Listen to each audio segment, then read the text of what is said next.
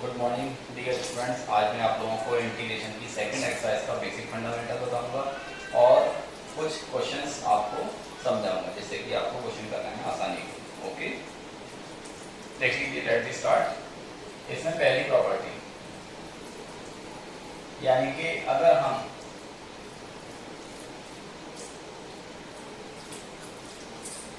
किसी भी फंक्शन का इंटीग्रेशन अगर है और उसका अगर हम डिफरेंशिएशन करते हैं तो आपको फंक्शन एफ ही मिलेगा।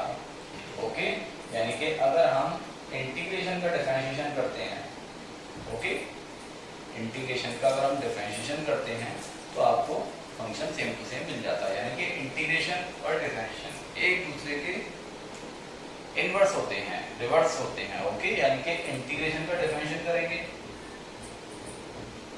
तो आपको F X as it is रहेगा। ओके, सेकंड प्रॉपर्टी, अगर कोई फंक्शन जिसका इंटीग्रेशन करना है और उसके मल्टीप्लाई में कांस्टेंट वैल्यू के दे रखी है तो हम क्या करते हैं, इंटीग्रेशन के को इंटीग्रेशन के साइन से पहले लिख लेंगे और फंक्शन का केवल फंक्शन का ही इंटीग्रेशन करते हैं। ठीक है, यानी कि कोई भी कांस्टेंट जो प्रोसेस आपका डिफरेंशिएशन में था कि कांस्टेंट को डिफरेंशिएट नहीं कर सकते, इसी तरह से कांस्टेंट अगर मल्टीप्लाई में लिखा हुआ है फंक्शन के तो उसको हम इंटीग्रेशन नहीं करेंगे, उसको इंटीग्रेशन के साइन से बाहर लिख लेंगे और केवल जो फंक्शन दिया हुआ है एक्स का उसका ही इंटीग्रेशन करना होता है। ठीक है, तीसरी बात और याद रखना है, जैसे कि अगर मान लो दो function f x plus minus g x, यानी कि अगर दो फंक्शन जिनके बीच में प्लस या माइनस लगा हो और उसका हमें इंटीग्रेशन करना हो इस पूरे फंक्शन का, तो हम किस तरह से करेंगे, integration f x d x plus minus integration g x d x. ठीक है, यानी कि दोनों का अलग अलग इंटीग्रेशन करना होगा। ठीक है, तो ये आपकी तीन इंपोर्टेंट प्रॉपर्टी हैं जो कि आपको याद रखना है। ठीक है, और ये अच्छा, यहाँ पर मल्टीप्लाई और डिवाइड के लिए हम आगे की एक्सरसाइज में डिस्कस करेंगे। ओके, प्रोडक्ट रूल जो है वो बहुत बाद में आपको सीखना है, यानी कि कम से कम 24 एक्सरसाइज के बाद आपको प्रोडक्ट यानी कि मल्टीप्लाई का साइन होगा तो उनका इंटीग्रेशन किस तरह से करते हैं ये आपको 24 एक्सरसाइज के बाद में पता चलेगा।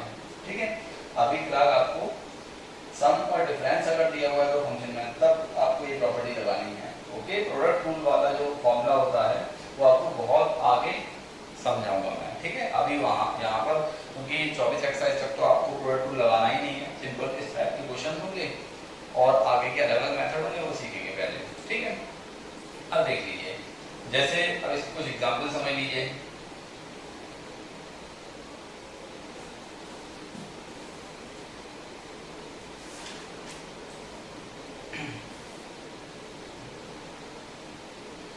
जैसे कि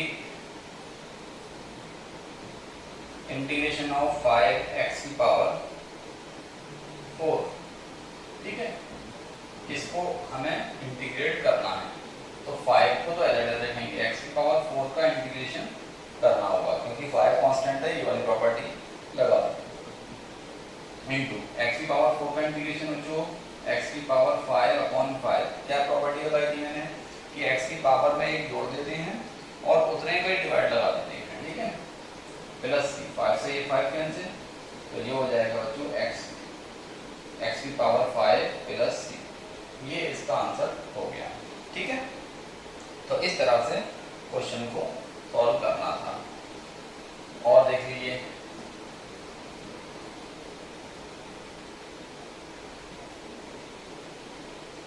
अच्छा, यहाँ पर जैसे कि मान लीजिए कोई फंक्शन दे रखा है के, इसका इंटीग्रेशन करना है, यहाँ पर के कांस्टेंट है तो मैंने आपको ये बताया कि के को बाहर लिखेंगे तो यहाँ पर इसके मल्टीप्लाई 1 मान सकते हैं। ठीक है, के को आगे लिख लिया और यहाँ पर हमने 1 लिख दिया क्योंकि के इंटू 1 के ही रहता है। अच्छा, के इंटीग्रेशन 1 को लिख सकते हैं x की पावर 0 और dx, और x की पावर 0 का इंटीग्रेशन करेंगे तो x की पावर 0 + 1 अपॉन 0 + 1 प्लस सी, तो इस तरह से के x की पावर 0 + 1 यानी कि x हो जाएगा प्लस सी, यानी कि इंटीग्रेशन ऑफ के dx कितना आ गया kx प्लस सी। तो इसको आपको याद रखना है, ठीक है। कांस्टेंट का अगर हमें इंटीग्रेशन करना है तो केवल कांस्टेंट के मल्टीप्लाई में x आ जाता है, ठीक है। और ये पार्ट तो हर इंटीग्रेशन को सॉल्व करने के बाद लिखना ही है प्लस सी। तो यहाँ पर k की मल्टीप्लाई में सिर्फ x आ जाएगा, ठीक है। जब भी हम किसी कांस्टेंट नंबर का मल्टीप्लाई करेंगे, जैसे कि 5 dx है तो इसका क्या हो जाएगा 5x प्लस सी। 1 dx है तो 1x प्लस सी, ठीक है। इस तरह से आपको इंटीग्रेशन करना है। ओके बच्चों, चलिए नेक्स्ट और समझ लीजिए।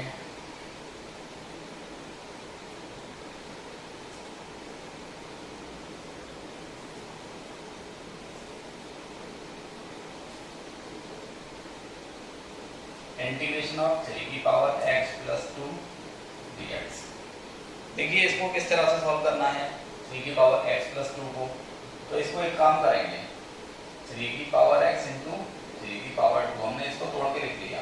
x प्लस 2 था 3 की पावर x इंटू 3 की पावर 2, क्योंकि मल्टीप्लाई में पावर ऐड कर सकते हैं तो इनको ऐड करी हुई पावर है तो उनको तोड़ भी सकते हैं मल्टीप्लाई में। अच्छा 3 का स्क्वायर 9 होता है, ये कांस्टेंट टर्म है, इसको इंटीग्रेशन से पहले 3 की पावर x dx। अब बताइए इस टाइप का फंक्शन मैंने आपको बताया है एक्सपोनेंशियल फंक्शन है ये। जब भी पावर में x होगा तो वो एक्सपोनेंशियल फंक्शन होता है। अच्छा बेस में क्या है यहाँ पर 3, तो ये किस फंक्शन की फॉर्म बन रही है, तो मैंने आपको बताया था a की पावर x की फॉर्म बन रही है, ठीक है। अच्छा मैंने एक्सपोनेंशियल दो फंक्शन बताए थे, एक ये और एक ये, ठीक है। ये तो हमेशा अगर ये लिखा है e ही है तो e की पावर x का इंटीग्रेशन और डिफरेंशियल सेम होता है। लेकिन अगर a की पावर x है तो यहाँ पर a की जगह कोई भी कांस्टेंट यूज किया जा सकता है, 2 3 5 10 जो भी हो। तो a की पावर x का इंटीग्रेशन मैंने जो बताया था उसी फॉर्मूले के अकॉर्डिंग ही 3 की पावर x का इंटीग्रेशन करेंगे। तो मैंने आपको ये बताया था कि 3 की पावर x अपॉन log 3 आ जाएगा, यानी कि इंटीग्रेशन ऑफ a की पावर x dx। तो ये होता था a की power x upon log a।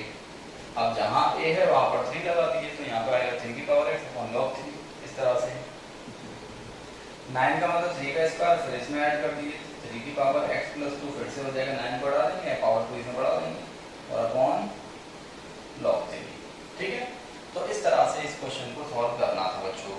Okay, समझ में आ गया होगा। सिंपल क्वेश्चन है, अभी आपके बहुत इजी क्वेश्चन चल रहे हैं सेकंड एक्सरसाइज में, आपके ज़्यादा टिपिकल क्वेश्चन नहीं है, तो बहुत इजीली आप सॉल्व कर पाओगे इसको।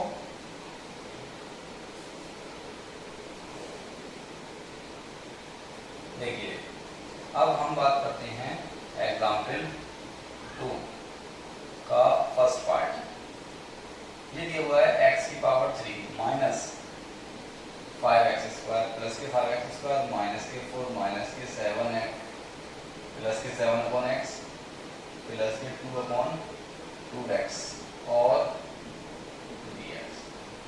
अब देखिए यहाँ पर कई फंक्शन प्लस में और माइनस में आ रहे हैं, तो मैंने आपको ये बताया है कि जब भी इस तरह से टर्म्स प्लस या माइनस में दिए होते हैं तो ईच पार्ट का इंटीग्रेशन अलग करना पड़ेगा। हर पार्ट को इंटीग्रेशन के साथ अलग अलग करके लिख देंगे।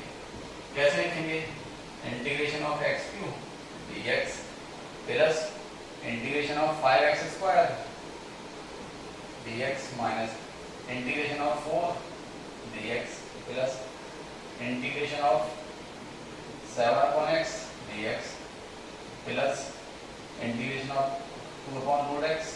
2 upon root x को बच्चों 2x की पावर माइनस के 1/2 लिख सकते हैं dx। सही है, कोई प्रॉब्लम तो नहीं है। रूट x अपॉन में लिखा हुआ है और रूट का मतलब होता है पावर 1/2, इसको ऊपर ले जाएंगे तो पावर के माइनस के हाफ हो जाएगी। अब इसको इंटीग्रेट करते चले जाइए। x क्यूब का इंटीग्रेशन बताओ, पावर कितनी है 3 है, तो रूल क्या होता है x की पावर n का पावर 1 जोड़ देते हैं और उतने का ही डिवाइड लगाना है, ठीक है। यहाँ 5x स्क्वायर है, तो मैंने बताया जब भी x के साथ या x के फंक्शन के साथ कांस्टेंट टर्म मल्टीप्लाई में होता है तो उसको इंटीग्रेशन नहीं करना होता है, उसको एज इट इज लिखेंगे। केवल x की पावर 3 क्यूब x स्क्वायर में करेंगे तो पावर 1 बढ़ जाएगी और बढ़ी हुई पावर पे डिवाइड लगा देंगे। माइनस 4 केवल कांस्टेंट है, तो मैंने बताया था कि इसमें केवल x आ जाएगा। इसमें एक ही और याद रखना है बच्चों, हर इंटीग्रेशन के साथ अलग से सीधे लिखना होता है, यानी कि जो भी इंटीग्रेशन के साथ लास्ट में जो आंसर आता है उस पूरे में ही सी लिखना, ये नहीं कि मतलब इसका इंटीग्रेशन करेंगे इसमें सी लिखेंगे इसमें सी अलग लिखें, ऐसा नहीं करते हैं। केवल पूरे इंटीग्रेशन को करने के बाद एक बार सी लिखना होता है। 7/x, तो 7 तो कांस्टेंट है। अच्छा 1/x इस टाइप का कोई फॉर्मूला मैंने आपको बताया है, इसे पावर रूट तो लगा नहीं सकते क्योंकि x की पावर -1 का जब इंटीग्रेशन करोगे तो x की पावर 0.0 यानी कि इन्फिनिटी हो जाएगा। तो मैंने इसके लिए स्पेशल 1/x इनका इंटीग्रेशन, देखिए 1/x किसका डेफिनेशन होता है, log x का। तो 1/x का जब इंटीग्रेशन करेंगे तो वापस क्या बन जाएगा, log x, ठीक है, log x, 7 log x plus 2 constant x की पावर माइनस की 1/2 का करेंगे तो x की पावर माइनस की 1/2 में एक जोड़ेंगे तो प्लस 1/2 और उतने ही का ही डिवाइड लगा देंगे प्लस की 1/2 का। तो इस तरह से इसको एक स्टेप में सिंपलीफाई करके और लिख लीजिए x की पावर 4/4 प्लस 5/3x³ माइनस के 4x प्लस के 7 log x और प्लस के 4√x। ये इसका आंसर आ जाएगा बच्चों। और लास्ट में आपको c एक बार लेना है बस। ओके, तो समझ में आया होगा। जब भी टर्म्स इस तरह से दिए होते हैं प्लस माइनस में, तो हर टर्म का इंटीग्रेशन आपको सेपरेटली करना पड़ेगा। ओके, तो सबको मैंने इंटीग्रेशन को अलग कर दिया, सबका इंटीग्रेशन कर दिया, ये इसका सिंप्लीफाई कर दिया, लास्ट में c और ऐड कर देंगे। ठीक है, वैसे हमें c इस स्टेप में ऐड करना था क्योंकि इसी स्टेप में सबका इंटीग्रेशन कर चुके हैं। यहाँ पे c ऐड करना है और यही सी लास्ट में यहाँ पर किया जाएगा। तो इस तरह से इंटीग्रेशन इसका करना था बच्चों। ओके, चलिए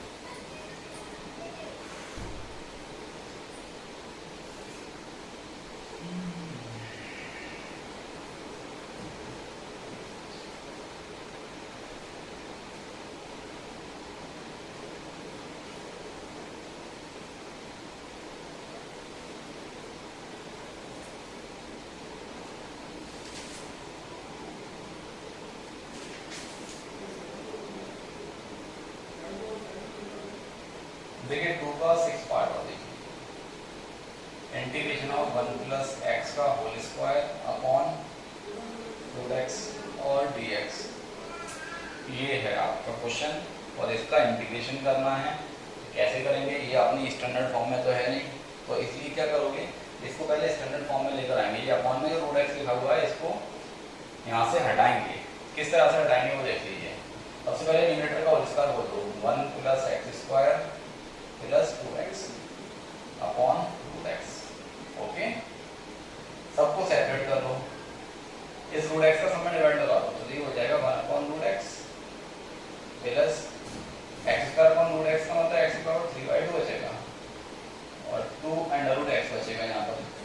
तो हमें आ गया होगा क्योंकि 1 के अपॉन रूट एक्स आएगा, ये आ जाएगा एक्स स्क्वायर के अपॉन रूट एक्स है, तो एक्स स्क्वायर से रूट एक्स में हाफ पावर कम हो जाएगी तो पावर 3/2, x को रूट एक्स से काटेंगे तो रूट एक्स बचेगा। अब इसको इंटीग्रेशन 3 टर्म आके सबको सेपरेट कर लीजिए इंटीग्रेशन को, x की पावर माइनस के हाफ और dx प्लस x की पावर 3/2 dx प्लस 2x की पावर 1/2 dx। अब सॉल्व कर लीजिए इसको, x की पावर 1 माइनस के हाफ है तो x की पावर प्लस के हाफ हो जाएगा एक जोड़ने पर अपॉन में प्लस के हाफ प्लस x की पावर 3/2 में एक जोड़ेंगे तो 5/2 अपॉन 5/2 प्लस 2 इंटू x की पावर 1/2 में एक जोड़ेंगे तो x की पावर 3/2 अपॉन 3/2 प्लस c। तो इस तरह से ये हो जाएगा बच्चों 2√x प्लस 2/5 x की पावर 5/2 प्लस 4/3 x की पावर 3/2 प्लस। ओके, तो इस तरह से इस क्वेश्चन को सॉल्व करना था बच्चों। ठीक है, तो आपके ये समझ में आ गया होगा बच्चों। ठीक है, बहुत सिंपल है। पहले होल स्क्वायर को लेंगे, उसके बाद रूट एक्स को सब में डिवाइड लगा देंगे, उसके बाद सारे इंटीग्रेशन को सेपरेट करेंगे, तो उसके बाद हर टर्म का इंटीग्रेशन अलग से करना होगा। उसके बाद फिर मैंने सिंप्लीफाई कर दिया है। ठीक है, बहुत इजी क्वेश्चन है, बस आपको बेसिक फॉर्मूले आपको पता होना चाहिए और कोई भी क्वेश्चन है उसको सिंप्लीफाई करना आपको आना चाहिए। ठीक है, जब तक हम सिंप्लीफाई नहीं कर पाएंगे तब तक इंटीग्रेशन नहीं कर सकते हैं। ठीक है, और मैंने इसमें सारे फॉर्मूले वही बेसिक फॉर्मूले यूज़ कर रहे हैं जो मैंने आपको प्रीवियस वीडियो में आपको बेसिक फॉर्मूले सारे लिखाए थे, उन्हीं फॉर्मूले का ही यूज़ करना है, अभी कोई नया फॉर्मूला कोई भी नहीं सीखना है, ठीक है।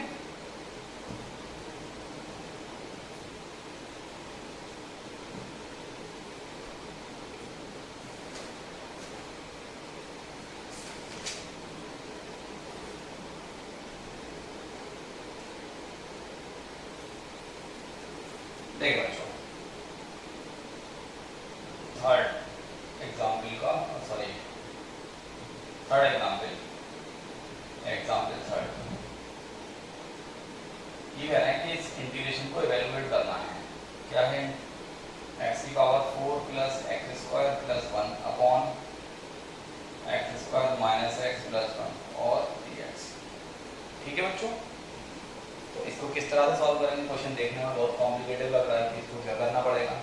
देखिए जब भी ऊपर ही पॉलिनोमियल है और में ही पॉलिनोमियल है, तो फिर एक काम करिए, इसमें एक बार डिवाइड लगा के देखो, डिवाइड लगा के कंडीशन बनती है x की power 4 plus X square plus 1। सबसे पहले एक्स स्क्वायर से मल्टीप्लाई करेंगे तो x की power 4 minus x cube plus X square minus plus minus ये कैंसिल और ये कैंसिल, बचेगा कितना? X cube plus 1। ठीक है, डिवाइड, हाँ अब एक्स इसकी पावर पर एक्स क्यूब, ठीक है। अच्छा अब इससे प्लस के एक्स से x cube minus x square plus x minus plus minus ये कैंसिल। अब बोलो ये बचेगा x square plus minus x plus 1, तो ये प्लस के 1 से तो ये हो जाएगा x square minus x plus 1, ये कट जाएंगे, ठीक है, ये सब कैंसिल। तो इस तरह से इससे इसमें डिवाइड लगाया तो क्या आंसर रहेंगे कितनी बार गया? X square plus x plus 1, यानी कि इसमें इसका डिवाइड लगाएंगे तो कितनी बार जाएगा? जी मैंने आपको डिवाइड लगा के बता दिया है। अब इसको देखिए सारे पार्ट का इंटीग्रेशन कर सकते हैं। तो देखिए इंटीग्रेशन को हर टर्म के साथ अलग अलग लिखने की जरूरत नहीं है, आप डायरेक्ट चाहो तो डायरेक्ट ही कर सकते हो, ठीक है। उससे आपकी एक स्टेप बच जाएगी, जैसे कि एक्स स्क्वायर है तो इसका इंटीग्रेशन लिख दीजिए यहाँ पर एक्स के अपॉन 3, एक्स है तो इसका इंटीग्रेशन यहाँ लिख दीजिए एक्स स्क्वायर अपॉन 2, और 1 कांस्टेंट है जिसमें केवल एक्स आ जाएगा, ठीक है, और प्लस का सी और लिख दीजिए इसमें। तो इस तरह से इसका इसमें डिवाइड लगाया, इतना आया और इन सबका तीनों का अलग अलग इंटीग्रेशन कर दिया, ठीक है। तो आपके यहाँ पर एक स्टेप बच गई। हम क्या करते हैं, इंटीग्रेशन को इसके साथ लिखते हैं, फिर इंटीग्रेशन को इसके साथ, फिर इंटीग्रेशन को इसके साथ और फिर उसके बाद इंटीग्रेशन, तो आंसर तो यही आने वाला है। तो इसलिए आप चाहो तो डायरेक्ट भी कर सकते हो, इसका इंटीग्रेशन कर दिया, फिर इसका कर दिया, फिर इसका कर दिया, प्लस का लिख दिया, ठीक है। तो इस तरह से इस क्वेश्चन को सॉल्व करना था। तो ये आपके समझ में आया या नहीं? उम्मीद है कि आपके समझ में आ गया होगा। फिर भी कोई प्रॉब्लम हो तो मुझे आप पर्सनली पूछ सकते हैं, ठीक है, मुझे मैसेज कर दीजिएगा, मैं आपको और अच्छे से एक्सप्लेन कर दूंगा।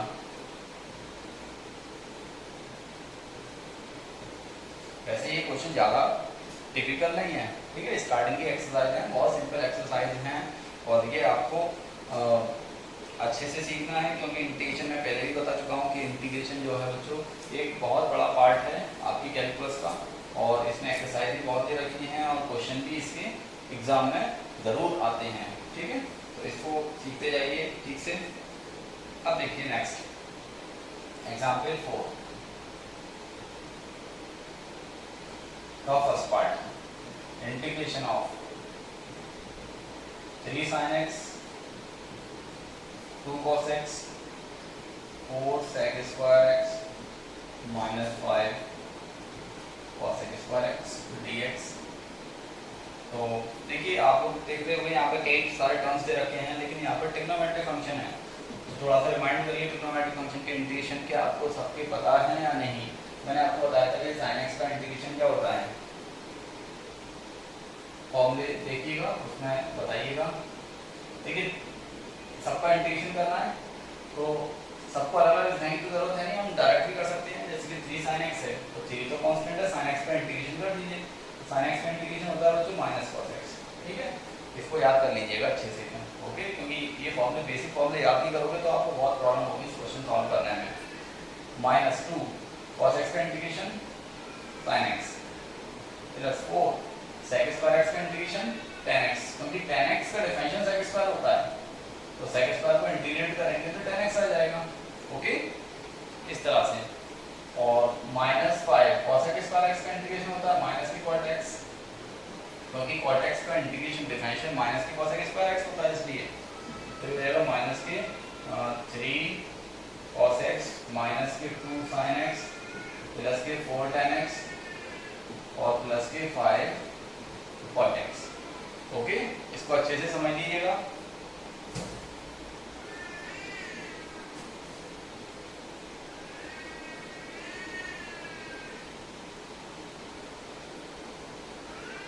ओके, चलिए अब बात करते हैं नेक्स्ट। अगला एग्जाम्पल देख लीजिए, इसका फोर्थ पार्ट देख लीजिए। मैं सिर्फ कुछ एग्जाम्पल्स ही बता रहा हूँ आपको, ठीक है। बाकी के पार्ट जो हैं हर क्वेश्चन में कई पार्ट दे रखे हैं और ये आपको अपने आप ट्राई करना है, क्योंकि जब तक आप खुद नहीं करेंगे तो आपको ये आएगा नहीं, इसलिए आपको ही ज़्यादा से ज़्यादा प्रैक्टिस करना है। ओके, क्योंकि केवल 20% मेहनत मेरी होगी, 80% आपकी मेहनत होगी, तभी आप कुछ सीख पाएंगे, अदरवाइज नहीं। अगर मैं ही सारे क्वेश्चन कराता रहूँगा तो आप कुछ नया नहीं सीख पाएंगे और ना ही आप क्वेश्चन अटेम्प्ट कर पाएंगे। इसलिए आप लोगों को खुद से क्वेश्चन को करना है, ठीक है, और ज़्यादा से ज़्यादा करिएगा। देखिए इस क्वेश्चन को किस तरह से सॉल्व करना है। cos x minus cos 2x upon 1 minus cos x। तो सबसे पहले इसको सिंप्लीफाई करना होगा, जो मैंने आपको बेसिक फॉर्म में दिखाया है ट्रिग्नोमेट्रिक फंक्शन के, उसी फॉर्म में लेकर आइए, तभी आप क्वेश्चन को सॉल्व कर पाओगे अच्छे से। तो इसके लिए क्या कर सकते हैं हम, देख लीजिए। cos x तो एज देखो 1 माइनस cos 2x का फॉर्मूला लगा दीजिए, 2 cos स्क्वायर x माइनस 1, सही है, 1 minus cos 2x cos x। और चाहो तो एक काम करो, माइनस कॉमन ले लो, cos x माइनस 1 हो जाएगा, ठीक है। अच्छा, ऊपर से भी माइनस कॉमन ले लो, जब ऊपर से माइनस कॉमन लेंगे तो ये आ जाएगा cos square x 2 cos square x minus cos x minus 1 upon, ऊपर से माइनस कॉमन, नीचे से माइनस कॉमन, तो ये कैंसिल होके इतना क्वेश्चन रह गया आपको। अब देखिए ऊपर क्वाड्रेटिक इक्वेशन बन रही है, तो क्या आप क्वाड्रेटिक इक्वेशन के फैक्टर कर पाएंगे? कैसे करोगे? 1 का 2 से मल्टीप्लाई, 2 के फैक्टर करके सेपरेट करके 1 आ जाए, 2 बचे 2 होते हैं, ठीक है। तो ये हो जाएगा integration of 2 cos square x minus के 2 cos x प्लस के cos x माइनस 1। यहाँ से आपको कुछ सॉल्यूशन मिल जाएगा।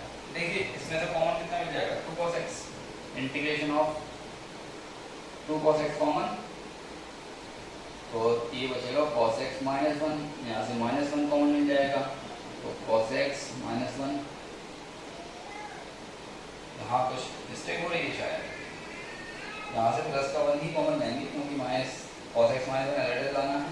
तो इस तरह से ये हो जाएगा cos x माइनस 1। अब देखिए दोनों जगह से cos x माइनस 1 कॉमन मिल जाएगा, तो इसको इसके अंदर फैक्टराइज कर लिए, तो ऊपर हो जाएगा cos x माइनस 1 और 2 cos x plus 1 upon cos x minus 1, और देखिए cos x माइनस 1 से cos x माइनस 1 कैंसिल हो जाएगा। तो इस तरह से इंटीग्रेशन में बचा 2 cos x प्लस 1 और dx। अब देखिए यहाँ पर दो टर्म आ गए बच्चों, एक तो आ गया 2 cos x और एक आ गया प्लस 1। तो क्या कर सकते हैं यहाँ पर, देखिए 2 cos x, तो 2 तो कांस्टेंट रहेगा, cos x का इंटीग्रेशन करना है, तो cos x का इंटीग्रेशन होता है sin x। ये सिंगल कांस्टेंट है, तो मैंने बताया था कि यदि सिंगल कांस्टेंट को और इंटीग्रेशन करना हो तो उससे मल्टीप्लाई में केवल x आ जाता है और प्लस c। तो इस तरह से ये क्वेश्चन आपको सॉल्व करना था, ठीक है। सिंपल है, पहले आपको इसको सिंप्लीफाई करना होगा, उसके बाद फिर इसका इंटीग्रेशन करेंगे। ट्रिग्नोमेट्रिक आइडेंटिटी मैंने आपको 11th में ही बता दिया था कि जितनी भी ट्रिग्नोमेट्रिक आइडेंटिटी है वो इंटीग्रेशन और डिफरेंशियल और इनवर्स ट्रिग्नोमेट्रिक फंक्शन में काम में आएंगी, इसलिए उनको याद करिएगा। तो उम्मीद है कि आपने ट्रिग्नोमेट्रिक आइडेंटिटी सारी याद कर रखी होंगी, और अगर नहीं आती हैं तो इनको आप एक बार फिर से रिवाइज कर लीजिएगा। 11th की आर डी शर्मा में सारी आइडेंटिटीज दे रखी हैं, हाफ एंगल फॉर्मूले, ओके, सम और डिफरेंस के फॉर्मूले, प्रोडक्ट के फॉर्मूले, तो इस तरह के मल्टीपल एंगल के फॉर्मूले, ये सभी फॉर्मूले आपको याद करना रहे पड़ेंगे, तभी आप ये इंटीग्रेशन के ट्रिग्नोमेट्रिक फंक्शन के इंटीग्रेशन कर पाएंगे। ओके, चलिए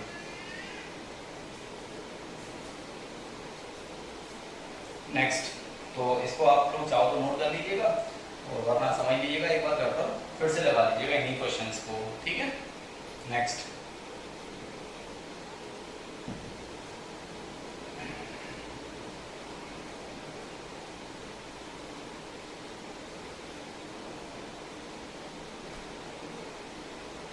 अब देखिए अगला,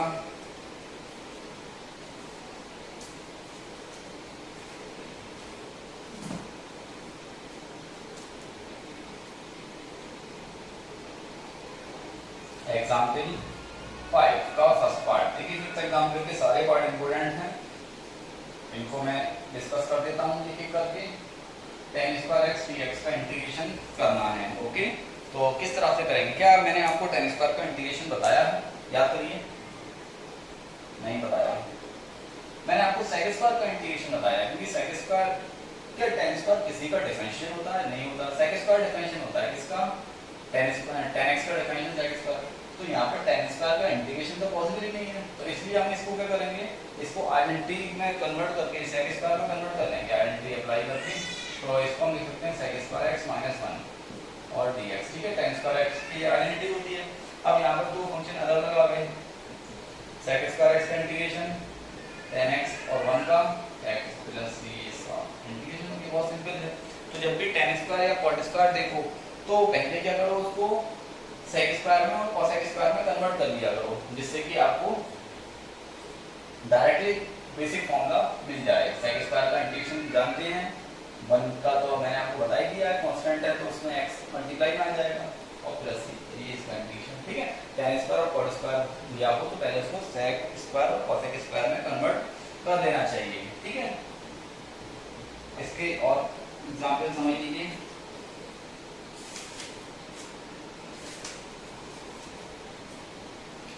जैसे कि इसका थर्ड पार्ट देख लीजिए, फिफ्थ का third part, integration of 1 upon sin square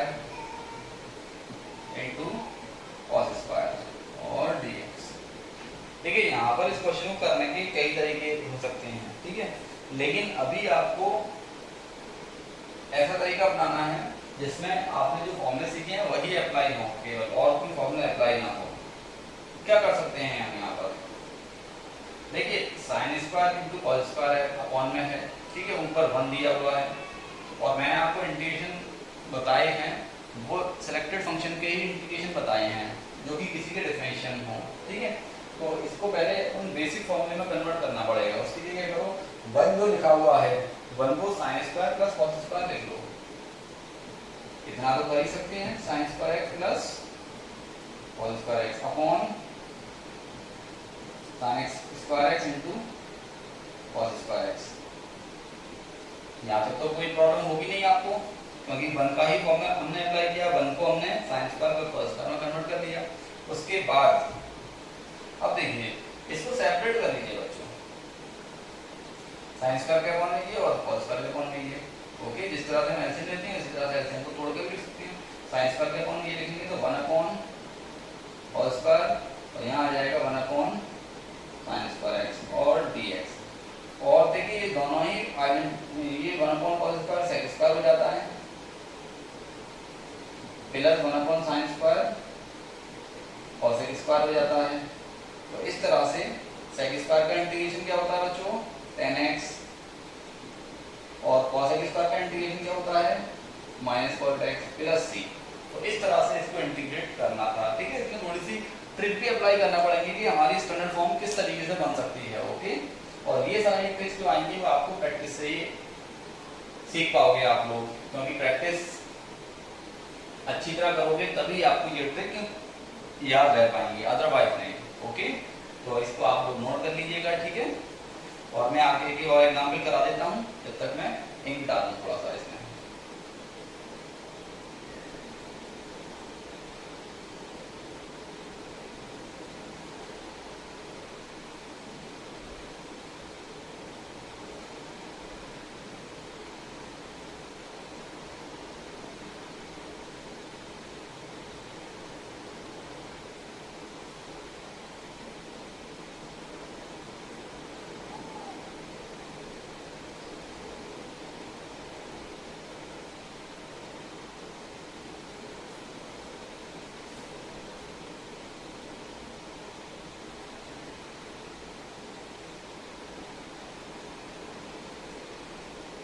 चलिए देखिए और एग्जाम्पल समझ लीजिए इसके।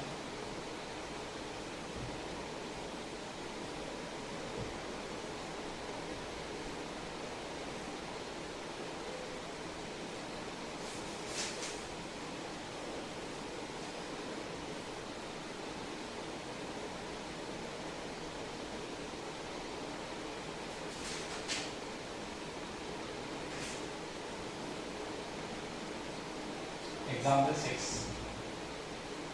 ओके, और इसका आप लोग फोर्थ पार्ट लिख लीजिए, integration of sec x upon sec x plus tan x okay और dx। ठीक है बच्चों, इसको सॉल्व करना है बच्चों आपको, ठीक है।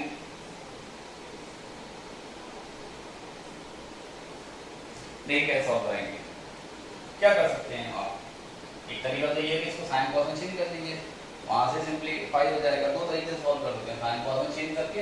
एक तरीका ये है कि इसका कॉन्जुगेट मल्टीप्लाई और कर दीजिए, sec x plus tan x का कॉन्जुगेट क्या बनेगा, sec x minus tan x। तो उस तरह से भी कर सकते हो, दोनों तरह से ही कर सकते हैं इसका इंटीग्रेशन। देखिए sec x, तो हम क्या करेंगे, sec x minus tan x का मल्टीप्लाई और sec x minus tan x का डिवाइड लगा देंगे। ओके बच्चों, ये हो जाएगा। आप क्या करोगे, देखिए sec x को तो अंदर पहुंचा दीजिए, sec x sec square x minus sec x into tan x, और अपॉन में जो हो जाएगा बच्चों sec square x minus tan square x। क्या आपको डिनोमिनेटर की आइडेंटिटी याद आ रही है? बिल्कुल, इसकी आइडेंटिटी ये 1 हो जाती है, तो ये 1 हो जाएगा। ठीक है, तो केवल हमारे पास रह जाएगा sec square x minus sec x into tan x और dx। अब दोनों का इंटीग्रेशन, sec स्क्वायर x का integration tan x minus sec x tan x का sec x प्लस ये इसका आंसर हो जाएगा।